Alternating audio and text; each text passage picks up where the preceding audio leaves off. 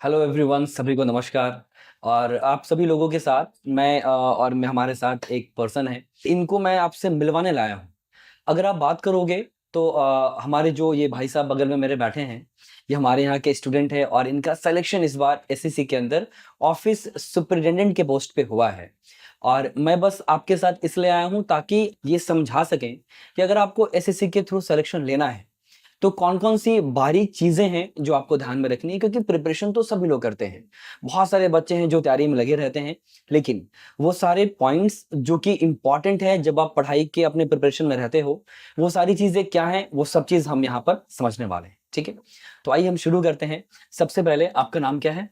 मेरा नाम शार्दुल है। शार्दुल, ठीक है शार्दुल। मैं एसएससी सीजीएल की प्रिपरेशन 2021 से कर रहा हूँ। ठीक है, this was my fifth attempt ठीक है, एंड कहीं ना कहीं 2023-24 तक 4 इयर्स सेल्फ प्रिपरेशन थी। ठीक है, एंड कहीं ना कहीं फिर भी ऐसा फील हो रहा था सिलेक्शन नहीं होता स्टक होके, तो मैं केडी यहाँ लाइव में आया। ठीक है, इधर की कोचिंग क्लास में ऑफलाइन में। ठीक है, ऑफलाइन में चीजें मतलब बेटर हुई इन द सेंस कि for example if you talk about maths, so usually I was doing very like in self preparation I was going with very basics. ठीक है, So here when SP Oja sir taught some tricks which ठीक है, helped it. ठीक है। कहीं ना कहीं जो क्रूशल टाइम था मेन से पहले, हुँ, हुँ। इस वक्त सर ने बहुत कुछ लाइक अगर अरिथमेटिक एंड की बात करो तो जैसे digital sum and unit digits, जो चीजें बिल्कुल क्विक होती हैं जिससे हम ऑप्शंस को एलिमिनेट करके सही आंसर पे आते ठीक है, हैं। एलिमिनेशन मेथड को बहुत अच्छे से आपने यूज़ किया है। जी। Correct sir. अगर इंग्लिश की बात करें तो नीतू मैम की वोकैब्युलरी बहुत हेल्प करेगी। The way Neetu ma'am is teaching and giving vocabularies. Exactly मतलब नीतू मैम का जो पढ़ाने का तरीका है, उनके जो वोकैब्स हैं, उसने आपके मेंस के एग्ज़ामिनेशन में बहुत हेल्प किया है। हेल्प करेगी। करेक्टली, ठीक है। एंड रीजनिंग की बात करें तो रीज़निंग में हमारे यहाँ जो मोहित सर ने आपको मोहित पढ़ाया है, सर, हाँ, मोहित सर ने जो आपको डिकोडिंग पढ़ाया है, coding decoding. Coding, decoding, reasoning में कहाँ तक आपको हेल्प मिला है हमारे मोहित सर के थ्रू? देखिए तो इमेज वाले चैप्टर्स थोड़े से मतलब सर ने लेट पढ़ाए कहीं तो उस वक्त मतलब मेरा नहीं कवर हुआ था।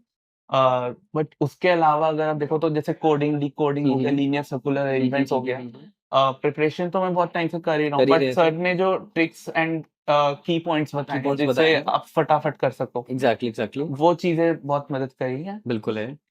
जैसे अगर बात करें कोडिंग डिकोडिंग की तो यूजुअली मुझे पहले नहीं याद होता था कि A1 B2 होता है, ऐसे होता है। तो एकदम फिंगर टिप्स में याद करके सर यहाँ पे सर ने जब पढ़ाया, तो एक ट्रिक बड़ी काम आई मेरे। ट्रिक ये थी कि अगर आपको कोई भी अल्फ़ाबेट का लेटर पकड़ना है, तो आपको जैसे फ्रंट से याद तो फटाफट सर करा देते थे। हुँ, हुँ। अगर ऑपोजिट से याद करना है तो उसकी एक ट्रिक होती थी, जो पहला नंबर आपको आगे से पता है प्लस ये प्लस जो ऑपोजिट नंबर है वो 27 सम होगा। समझ गया, हाँ, तो ठीक है। जैसे ए है 1 आता है तो 1 प्लस जो ऑपोजिट में आएगा इज इक्वल टू 27। करेक्ट है। ये चीजें मेरे को जैसे धीरे धीरे करके कैच हुई हैं। एंड यही चीजें आपको फास्ट करवाते हैं, आंसर ठीक है, जल्दी मतलब मोहित करवाते सर हैं ने कहीं ना आपको कहीं। बहुत हेल्प किया है कि राइट। रीज़निंग के क्वेश्चंस को कैसे कम समय में बहुत राइट। ट्रिक वाइज़ आप उसे सॉल्व कर सको। ठीक है, बढ़िया है। और एंड अब आते हैं ज़रा जीके और जीएस, जो कि एक काफ़ी वास्ट एरिया है हमारे सीजीएल की प्रिपरेशन में। इसको आपने कैसे हेल्प किया? क्योंकि जीके, जीएस तो हमारा सब्जेक्ट है, तो मैं तो और अच्छे से इनसे बात करना चाहूँगा कि जीएस के अंदर जो हमारा हिस्ट्री है, पॉलिटी है, इकोनॉमी है और ज्योग्राफी है ना?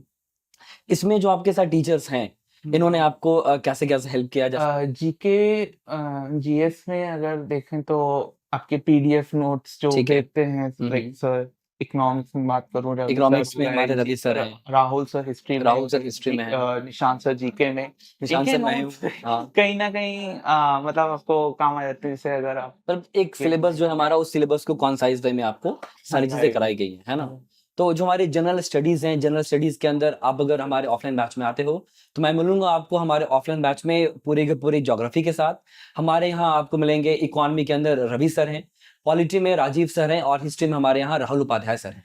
तो ये जो हमारे टीचर्स हैं, हम जो एक साथ मिल कर के जीएस पढ़ाते हैं, आप देख सकते हो कि कैसे कॉन्साइज़ वे में हम सारी चीज़ों को डिस्कस करते हैं। तो मतलब कि ऑल ओवर जर्नी के बारे में आप मुझे बताओ कि आपकी जो तैयारी चली है, इसमें सबसे इम्पोर्टेंट पॉइंट क्या रहा है जो आपको बाकी बच्चों से डिफरेंट करती है? बाकी बच्चों से सिलेक्शन की तरफ आपको लेकर के आती है? मैंने जब तैयारी करी 3 चीज़ें मैं हमेशा करता था। कोई भी मॉक दे रहे हो, चाहे आप केडी लाइफ का दो या फिर टेक्स्ट बुक दो, कोई भी आप कहीं से भी मॉक दो, आप एक चीज़ हमेशा देखना कि आपका स्ट्रेंथ कहीं न कहीं क्या है और वीकनेस कहीं पे क्या है। ठीक जो है। पहली चीज़ मैं देखता था वो हुँ। यही था कि मुझे रियलाइज़ होता था कि जीके मेरा वीक है कहीं न कहीं शुरू में, तो मैं मतलब कहीं न कहीं एनहांस करने के लिए इंग्लिश, रीडिंग, मैथ्स में और ज़्यादा करता था। ठीक है। जीके के लिए कहीं न कहीं मैं दिक्कत करता था। ज़रूर करते मेरे पास एक मतलब कहीं न कहीं मेरे को 3 चीज़ें मेरे को बड़ी मदद करी। जैसे जब मैंने पैटर्न देखा तो मैं थोड़ा-सा खुश था, बिकॉज़ कहीं न कहीं जैसे एसएससी सीरियल में प्री में भी जीके में 25 एंड मेंस में भी 25। अच्छा, ठीक है। हाँ, तो हाँ। मेरा वो थोड़ा-सा फ़ायदा होता था कि जीके का वेटेज बहुत ज़्यादा नहीं था। तो मेरा ध्यान रहता था इंग्लिश, मैथ्स एंड मैथ्स और रीजनिंग में बहुत रीज़निंग पे, ज़्यादा हाँ। रहता था। कि इधर अगर और ये मैं यहीं तीनों से में तो आपका बहुत एकदम कर स्ट्रॉन्ग दूँ, पकड़ है, तो राइट। आपने एंड मेरे पास एक प्लस पॉइंट था, मैं इंग्लिश मीडियम स्कूल से पढ़ा था, तो कहीं न कहीं इंग्लिश भी मुश्किल नहीं आती थी except the vocabs and hmm, hmm. Idioms, hmm, जो हुँ। थोड़ा-सा दिक्कत करता है किसी को। अ, इन चीज़ों पे अच्छा ध्यान देता था मैं।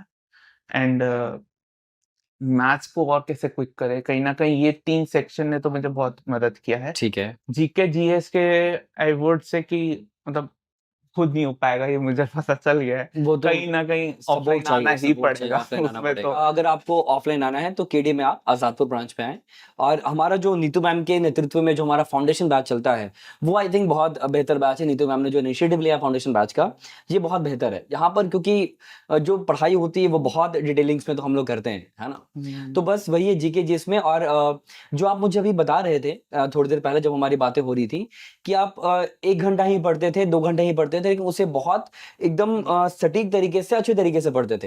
हुँ, ऐसा नहीं है कि 4-4 घंटे, 5-5 घंटे आप किताब कॉपी को लेके बैठे रहो, लेकिन दिमाग कहीं और है और ध्यान किताब कॉपी पे है। राइट, ये चीज़ें नहीं करनी है ना? राइट। तो मेरे प्रिपरेशन में सिर्फ़ वीकनेस पे जैसे मैंने बताया कि 3 पे मैं बहुत ज़्यादा ध्यान देता था एंड इसके वीकनेसेस पे मैं वर्क करता था।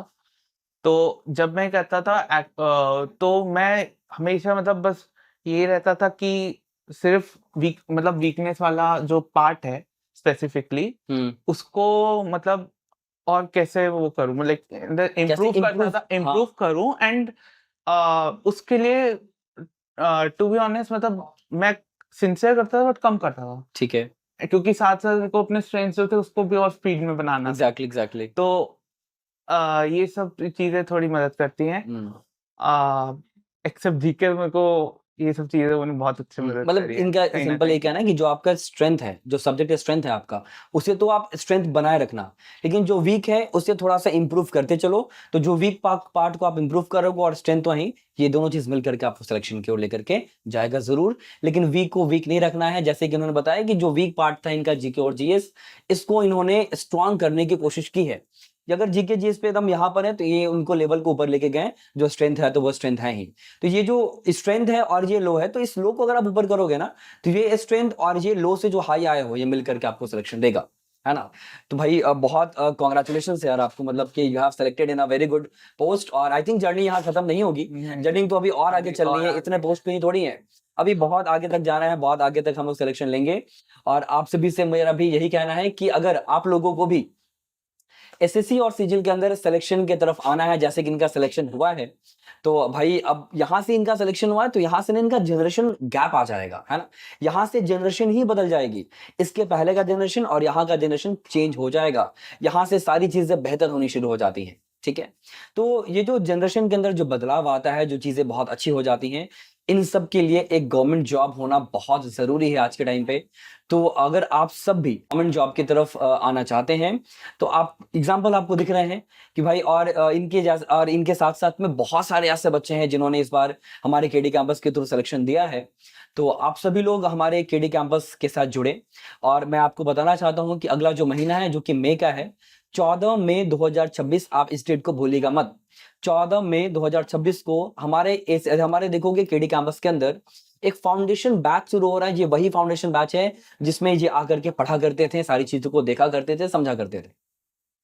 तो मार्क माई वर्ड्स गाइज, 14 मई को हमारा फाउंडेशन बैच लॉन्च हो रहा है। आप उसके पहले आइए, यहाँ पर ऑफिस में बैठो, सारी चीज़ें देखो, समझो, हमारे यहाँ क्लासेस को अटेंड करो और अपने सिलेक्शन के थ्रू आपका जो स्टेप है उस स्टेप पे एक कदम आगे बढ़ाइए और सिलेक्शन के थ्रू आगे बढ़ो, है ना।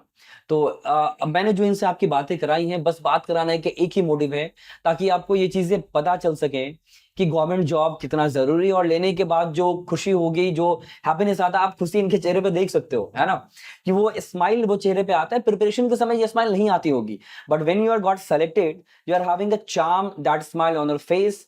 जो स्माइल और चार्म देख करके आपके पेरेंट्स को भी बहुत अच्छा लगेगा कि that now we are our children is getting that smile, वो चार्म, वो चमक, वो रुबाब आ गया है हमारे बच्चों के चेहरे पे, ताकि ये बच्चे अपना जीवन अब बहुत अच्छे से गुजारेंगे, बहुत अच्छे तरीके से, ठीक है। तो इतने के साथ हम अपने एक शॉर्ट इंटरव्यू को एंड करते हैं और हम लोग मिलते हैं ऑफलाइन बैच में। आप ऑफलाइन बैच में आए, 14 मई से हमारा एक नया फाउंडेशन बैच लॉन्च हो रहा है। चलिए मिलते हैं हम लोग जल्दी से ऑफलाइन में। सभी को नमस्कार।